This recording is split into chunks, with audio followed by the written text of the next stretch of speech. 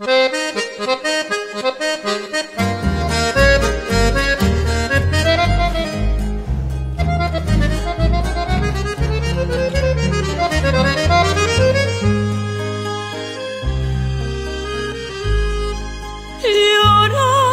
sufrir, cantar con lágrimas del alma, penar, volar, buscar por la selva quemada, sentir su voz cuando la muerte se ha llevado un tiempo azul de alas que no volverá.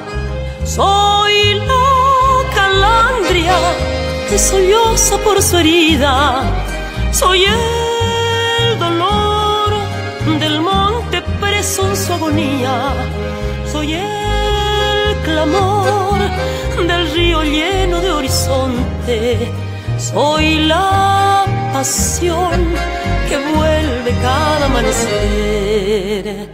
Por el camino vuelve a mí un tierno canto de cristal, un espejismo, un frenesí, un regresar del más allá.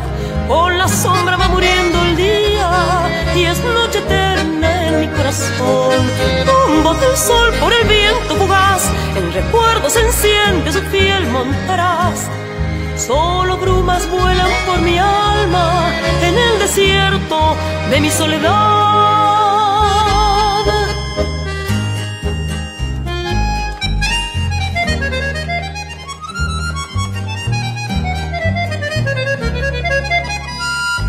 ¿Por qué, Señor, el hombre pasa por la vida sin ver el sol que habita en las cosas sencillas, el resplandor del monte vivo en su alegría, matando el pájaro y su propio corazón?